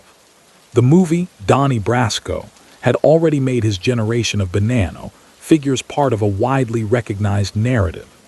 Other films and television series drew loosely on cases like the Lufthansa heist, the Commission trial, and various underworld killings. Documentaries revisited the Galante murder, the Three Capos hit, and the Donnie Brasco infiltration with the benefit of hindsight, often featuring retired agents, prosecutors, and sometimes former mobsters turned cooperators. In many of those retellings, Anthony appeared as a secondary but significant character. The young shooter at Galante's side, the survivor of the Three Captains purge, the repeat offender who had gone back to prison in the 2000s for an attempted hit on Frank Santoro. His life story was often used as an example of the cycle that law enforcement hoped to break. Early immersion in organized crime, a first big conviction, time served, release, and then a pullback toward the same people and patterns, leading to further crime and punishment. Inside his various institutions, he would have known little about the exact contours of these portrayals unless someone showed him an article or described a program. But he could not escape the fact that Anthony Indelicato had become, in public discourse, shorthand for a particular type of old-school mob soldier, whose trajectory illustrated both the power of underworld culture and the eventual reach of federal law. Meanwhile, in courtrooms across the country, his name continued to crop up not only in RICO pattern cases, but also as a piece of background in new prosecutions. When federal lawyers explained to juries how the Banano family functioned, they sometimes began with a brief tour of its violent history. The Galante assassination, the Three Captains ambush, the Piston infiltration, the Santoro shooting. Each of those bullet points had human stories attached, and Bruno's figure moved through many of them like a thread. From the perspective of criminologists and sociologists studying organized crime, the arc of his life also held analytic interest. It raised questions about how deeply early exposure shapes adult choices, about the role of family structure in sustaining criminal organizations, and about the limits of deterrence. Plenty of men from the same neighborhoods, with similar ethnic and economic backgrounds, had not joined the mafia. Plenty who did join had eventually withdrawn, formally or informally. But in his case, the pull of the life, combined with his father's status and his own record of proven violence, had been enough to outweigh the deterrent effect of a very substantial first prison term. By the late 2010s, federal prison records began reflecting an approaching end date for his sentence. With credit for time served since his 2001 arrest and allowances for good behavior under standard rules, the projected release year moved into view. For a man now entering his 70s, the prospect of leaving brought a different set of calculations than it might have for someone decades younger. Whatever physical condition he was in, the era of late-night meetings and long hours on street corners was long past. The network he had once navigated so confidently had been thinned by death, imprisonment, and cooperation with the government. The outside world, too, had become radically more transparent and interconnected. When he had first gone to prison in the 1980s, surveillance meant wiretaps on landline phones and hidden microphones in social clubs. By the 2010s, smartphones, CCTV cameras, digital financial records, and advanced data analysis tools made much of the old model of clandestine operations far harder to sustain. Younger men attracted to crime often gravitated towards cyber fraud, identity theft, and other online schemes rather than the traditional rackets of loan sharking and numbers running. Against that backdrop, the legal system prepared once more for his return to civilian life. As before, any release would be accompanied by terms of supervised release, a set of conditions imposed by the sentencing court and enforced by probation officers. These would almost certainly echo the past: restrictions on associating with known felons, requirements to notify authorities of any change of address or employment, and expectations of regular reporting. Violation of those terms could result in a return to custody, a reality he knew well from earlier experience. By 2023, Bureau of Prisons records indicated that Anthony Indelicato had completed his term and been released from federal custody. The man who came out was in his mid-70s, far removed in age and circumstance from the hard-charging soldier of the 1970s, and from the middle-aged defendant who had stood before a judge in 2006. The New York streets that had formed him, the banana hierarchy that had once issued him orders, and the federal apparatus that had twice prosecuted him had all changed. What had not changed were the written records, the indictments, trial transcripts, appellate opinions, and sentencing memoranda that documented the government's view of his actions.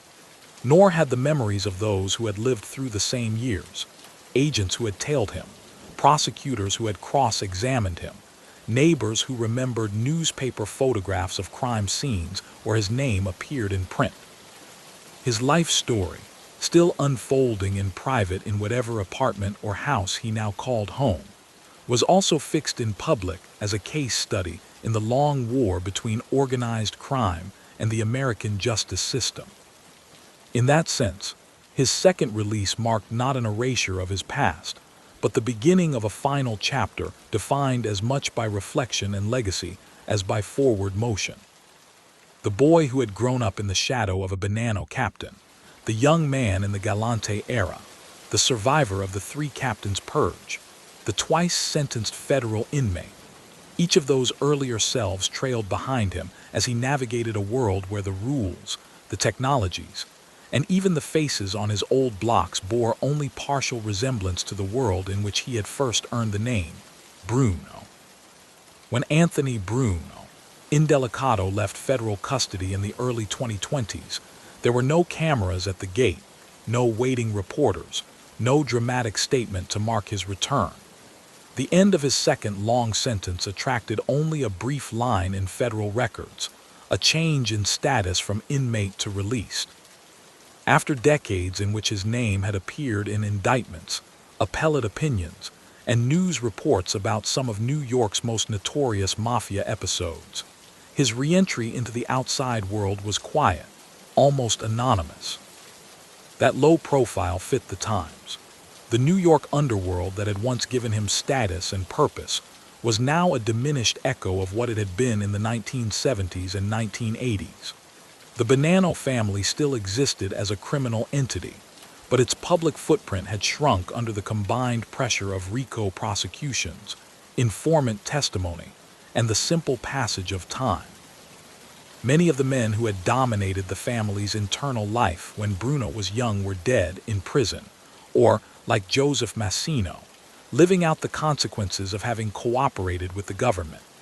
The great social clubs of Brooklyn and Queens, those dim, smoky rooms where deals were struck and reputations were made, were largely gone, replaced by cafes, boutiques, or vacant storefronts. What exactly Anthony's life looked like on the outside after his 2023 release is not documented in public records.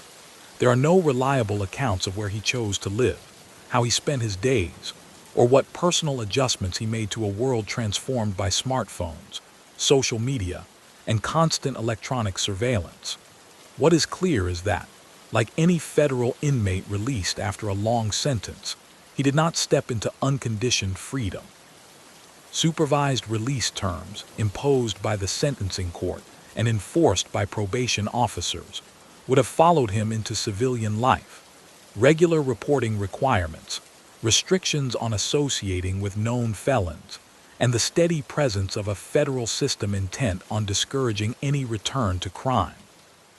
If his experience mirrored that of other aging former mob figures, he emerged into a world both familiar and unrecognizable. The geography of parts of Brooklyn and Queens would have remained constant. The curve of certain streets, the brick facades of churches where generations had worshipped, the elevated subway lines casting their same long shadows. But the human map overlaying those places had changed. Younger residents were more likely to identify with recent waves of immigration from Asia, Latin America, or Eastern Europe than with the Sicilian and Southern Italian roots that had defined his parents' generation. Traditional Italian bakeries and butcher shops still existed, but they were now interspersed with restaurants and businesses reflecting the tastes of a far more diverse population. Even the world of crime around him, to the extent he encountered it at all, had shifted in emphasis. The classic rackets of his youth, numbers gambling, Shylock loans enforced through intimidation, control of union locals, had been joined or replaced by more diffuse criminal enterprises. Cyber fraud rings, credit card skimming operations, and online scams left fewer visible traces on the street corners where his generation had once stood. Police and federal agents, armed with data analytics and digital wiretaps as well as physical surveillance, monitored a broader range of threats than the five families alone. Yet, despite all those changes, the legacy of men like Anthony Indelicato remained woven into how law enforcement understood organized crime. Younger agents and prosecutors, many of whom had been children when Galante was killed or when the three captains vanished, learned the history of those events in training sessions. Case studies built around names like Indelicato illustrated how power had once flowed through New York's mafia structure, how internal disputes could erupt into lethal purges, and how the federal response had evolved from piecemeal prosecution to sweeping racketeering cases. The appellate decision that bore his surname, United States v. Indelicato, continued to shape how lawyers thought about RICO even as new kinds of cases emerged. Law students reading the opinion saw the court wrestle with the meaning of pattern and continuity, concepts at the heart of any effort to treat organized crime not as a series of isolated acts, but as an ongoing way of doing business. The facts underlying that ruling, the murders of the three captains, plotted in the context of a power struggle that had consumed Bruno's father, gave the legal analysis weight. The opinion did not glorify the violence it described, but it made clear that such acts were central to how a mafia family enforced discipline and settled scores. Academics studying organized crime saw in his life a particularly stark example of intergenerational transmission. Here was a man whose father had been a banana captain, who grew up in a home where the codes and rhythms of that world were part of daily life, who followed that path into full membership, and who then found himself twice serving long federal sentences for acts of mafia violence. They compared his case to those of other second-generation mobsters who had either broken away from the life or doubled down on it, asking what combination of personal choice, opportunity, and structural pressure drove men in each direction. In community histories of New York's Italian-American neighborhoods, his story appeared alongside those of people whose lives had unfolded very differently. Some of his contemporaries had become small business owners, professionals, or moved away altogether. The mid-20th century housing stock of East New York, Bushwick, and parts of Queens produced teachers, lawyers, and doctors as well as mob soldiers and associates. For sociologists, the contrast underscored the point that the mafia was never an inevitable outcome of Italian-American life, but rather one possible path shaped by particular family and neighborhood dynamics. For the families of those whose lives intersected with his in the most tragic ways, the passage of time did not erase loss. The relatives of the men killed in the three captains' ambush in 1981, Alphonse, Sonny Red, Indelicato, Dominic Trinchera, and Philip Jacome, lived with the knowledge that the people who had plotted and carried out those murders had, in some cases, died natural deaths, in others cooperated with law enforcement, and in still others served long sentences and returned to the outside world.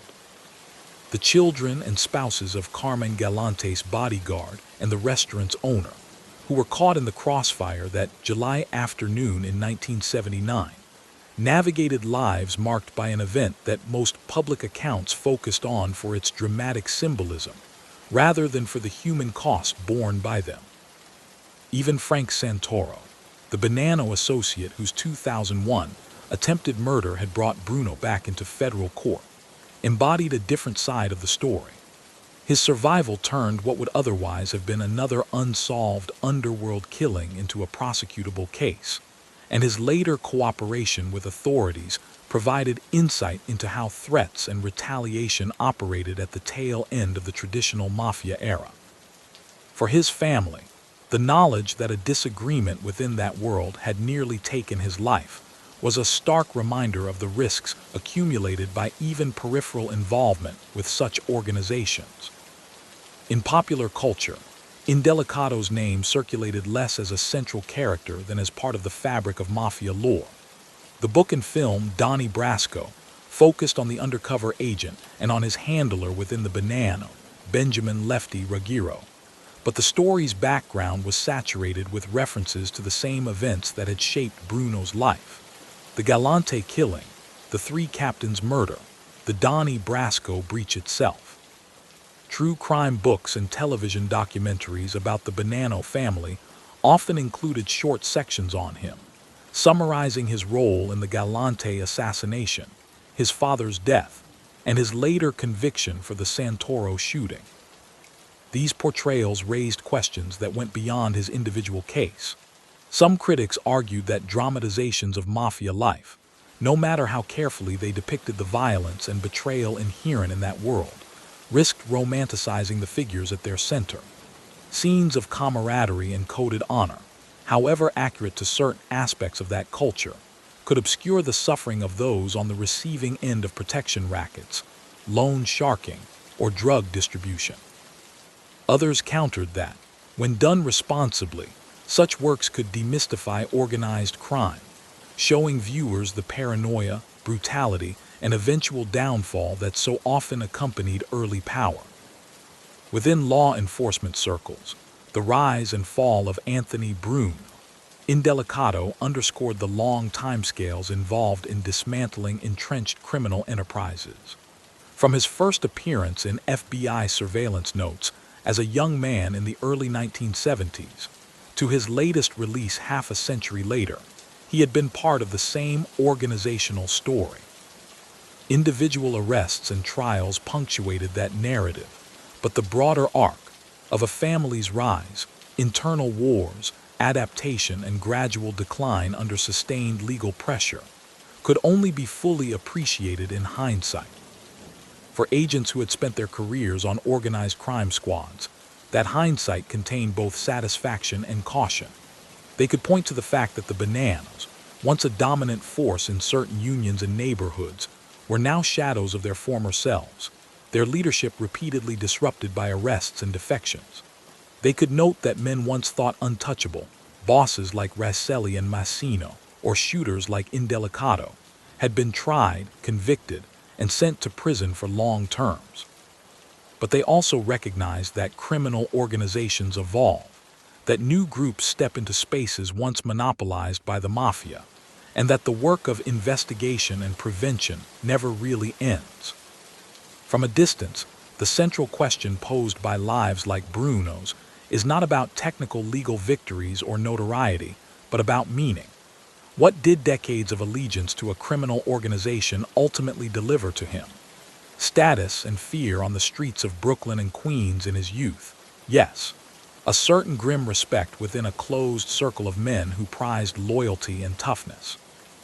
But alongside that came the murder of his own father in an internal purge, Years of living as a fugitive or semi-fugitive in the early 1980s, 2 long federal prison terms, and the loss of large portions of his adult life to confinement. For the communities his actions affected, the costs looked different. In the years when he and his peers enforced the Bonanno family's will, small businesses in their territories absorbed the hidden tax of protection payments. Borrowers who turned to mafia loans when banks would not lend faced interest rates and enforcement methods that could upend lives.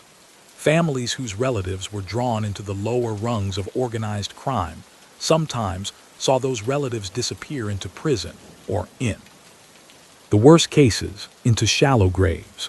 The heroin and other narcotics that flowed through networks protected or controlled by men like Galante, networks in which the Bonannos played a part, left a trail of addiction and loss in working-class neighborhoods. The law's response to all of this, embodied in RICO and in appellate decisions like United States v. Indelicato, reflected an attempt to account for that broader social harm. Instead of focusing solely on who pulled which trigger in which alleyway, prosecutors and judges began to treat the ongoing enterprise itself as the central problem, a structure that normalized violence and exploitation as tools of business. By tying figures like Bruno to patterns of behavior rather than to isolated incidents, the justice system aimed to reach higher into the hierarchy and to impose consequences that could disrupt the organization's very ability to function. As the years pass and the era that formed Anthony Bruno Indelicato recedes into history, his story stands at the junction of competing narratives about organized crime in America. On one side are tales of loyalty, belonging, and a kind of parallel authority structure that, for a time, offered young men from tight-knit immigrant communities a sense of identity and power they might not have found elsewhere. On the other are the records of violence, coercion, and social damage that followed from those same structures. The documentary record, court filings, prison logs, news archives, fixes certain facts: that he rose in the Bonanno family as a young soldier, that he was convicted for his role in the Galante assassination, that he survived the internal purge that killed his father, that he returned to prison decades later for an attempted mafia killing ordered by a boss whose own eventual cooperation signaled the unraveling of old codes. What remains unwritten are the private dimensions, what he thinks now, in quieter moments, about the choices that carried him through half a century of conflict and confinement, how he weighs the bonds of loyalty that drew him back into the life after his first release against the years they ultimately cost him, how he sees the neighborhoods of his youth when he passes them today, older, largely unknown to the people around him, his name remembered more in law libraries and crime histories than on the corners where he once stood. Those questions belong less to law enforcement or historians than to the realm of personal reckoning. For the purposes of understanding the history of Anthony Bruno Indelicato and his time, however, the public record is clear enough. It traces the arc of one man through the rise, peak, and partial fall of New York's Cosa Nostra, illustrating in granular detail how a life shaped by organized crime can reverberate far beyond the closed world where it began. In the long, tangled history of organized crime in New York, the name Anthony Bruno Indelicato now sits at an intersection where individual biography, community change, and institutional evolution all meet. To follow his life from its beginnings in the shadow of his father's Bonanno crew, through years of clandestine violence and public trials, to eventual release as an elderly man, is to trace a line through the arc of American Cosa Nostra itself. From its height as a semi-invisible power in working-class neighborhoods, to its partial unmasking and contraction under the sustained pressure of federal law. That arc begins in the post-war Italian-American enclaves where Bruno spent his childhood, places structured by Catholic parishes, small family businesses, and tightly knit social networks. In those blocks of Brooklyn and Queens, the Bonanno family was not a distant abstraction. It was a visible, if often unspoken, presence. Men like his father, Alphonse Sonny Red Indelicato, moved between social clubs and street corners with an authority that did not come from any formal position in city government, yet was recognized in 100 small ways. For a boy growing up in that environment, the signals were clear. Here was a route to status, to income, to the kind of respect that meant people stepped aside on the sidewalk and lowered their voices when you walked into a room. The same decades that offered him that model also produced the tools that would eventually be used against it. In the 1950s and early 1960s, televised hearings and the Appalachian Raid forced federal authorities to acknowledge the existence of a national criminal network they had long downplayed. In 1970, Congress enacted RICO, a statute that, although little understood at first, would eventually redefine how prosecutors attacked the mafia.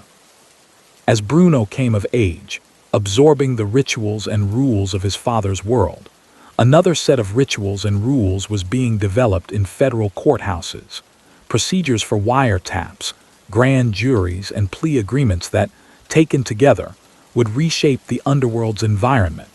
His own life moved forward along the underworld's familiar tracks. As a young man in the 1970s, he became a full member of the Bonanno family, reportedly earning his place in part through willingness to engage in the most serious kind of work, taking part in sanctioned killings. The most notable of these, in the eyes of history and law alike, was the 1979 assassination of Carmine "Lilo" Galante. When newspaper photographers captured Galante's body in that Bushwick restaurant garden, cigar still lodged between his teeth, the images etched themselves into the public imagination. For law enforcement, the killing marked a shift from the older, quieter style of internal discipline to a bolder, more public demonstration of power. For Bruno, it marked the moment when his name, previously a matter of street gossip, began to appear in federal files as someone to watch closely. The years that followed underscored how brittle underworld power could be. The same internal dynamics that had led to Galante's murder, questions of who controlled the heroin trade, which captains had the right to shape the family's future, soon turned inward again. This time, the target was the faction led by Bruno's own father. The ambush of the three captains in 1981, and the later discovery of their bodies in remote lots and shallow graves, showed how limited even a capo's security could be when the leadership decided he posed a threat. For Anthony, the episode was both profoundly personal and emblematic of the life he had chosen. His father's status as a respected Bonanno leader could not protect him from elimination when the calculus of power shifted. Those events fed directly into the first major federal case that would define Bruno's legal identity. In the mid-1980s, swept up in the Rasselli indictment, he faced RICO charges not just for individual acts, but for participation in a pattern of racketeering that included the Galante assassination and other Bonanno violence.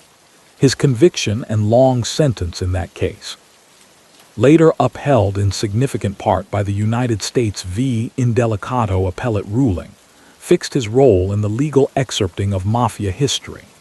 That decision's discussion of what counts as a pattern of racketeering, whether multiple related murders committed in one phase can demonstrate the continuity Congress intended, remains a touchstone in RICO jurisprudence. In that sense, his fate in court helped shape how future conspiracies, far beyond the Bonanno family, would be analyzed and prosecuted. His release in the late 1990s and his return to the streets in the era of Joseph Massino's rebuilding of the Bonannos highlighted another enduring feature of organized crime, its ability to absorb former inmates back into its ranks. Despite the length of his first term, despite the deaths and betrayals that had accrued around him, Bruno resumed contact with figures in the life. When Massino sought to address what he perceived as an intolerable threat from underling Frank Santoro, he turned again to proven veterans. The 2001 attempt on Santoro's life, carried out on a Queens street and later reconstructed in court, showed both continuity and change. The method, ambush by car, rapid gunfire, quick escape, resembled older hits. The aftermath, however, belonged to a new era, with ballistics, cooperating witnesses, and an already mature RICO framework all available to prosecutors. Indelicato's second conviction, following his 2004 guilty plea to racketeering charges that included the Santoro shooting, and his 2006 sentence to roughly 20 more years in federal prison, marked the closing of a loop. A man who had once walked free after a major mafia homicide case, only to reoffend in similar fashion, now faced the cumulative weight of his record. In the eyes of the federal judge who sentenced him, the repetition underscored the need for a penalty that was not just individually punitive but broadly deterrent, a signal that even deeply entrenched mob figures would, if they persisted in violence, be removed from the streets for substantial portions of their lives. Viewed against the broader backdrop of organized crime, his story highlights several dynamics that historians and criminologists have identified as central to understanding the decline, though not disappearance, of traditional Cosa Nostra. One is the erosion of secrecy. The Pistone/Donnie Brasco infiltration, which overlapped with Bruno's rise, pierced the illusion that the mafia's inner circles were impermeable. The later cooperation of men like Massino, a sitting Bonanno boss at the time he flipped, further undermined the idea that oaths and rituals could guarantee silence. Each new cooperator brought with him not just testimony about specific crimes, but a vocabulary and framework that allowed law enforcement to decode conversations, interpret gestures, and anticipate internal moves. Another dynamic is generational change. Bruno belonged to a cohort who had come of age when the mafia's influence in certain trades and neighborhoods was still largely taken for granted. For them, joining the life could seem like a continuation of familiar community patterns, especially in families where fathers, uncles, or older cousins already held positions in the organization. But by the time of his second incarceration, younger people from the same neighborhoods were growing up in a different context, one in which public corruption scandals, televised trials, and the diversification of local economies had weakened the old aura of inevitability around mob involvement. For these younger generations, the mafia was as likely to appear as a cautionary tale on a documentary channel as a living power on their block. The legal framework surrounding these changes cannot be overstated. RICO proved more durable and adaptable than its early critics anticipated.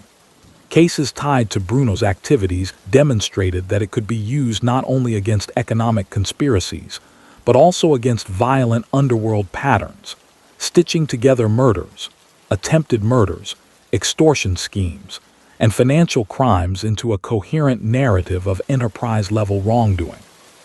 The appellate clarification in United States v. Indelicato, by confirming that closely spaced acts could still contribute to a qualifying pattern, gave prosecutors confidence to bring cases even when all the detectable violence clustered in a single, intense phase of a family's internal war.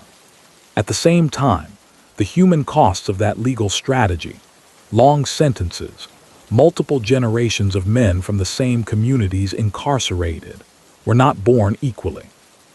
Neighborhoods that had once relied, however problematically, on underworld connections to secure jobs or resolve disputes had to reorient themselves. Some filled the vacuum with more formal engagement with city institutions.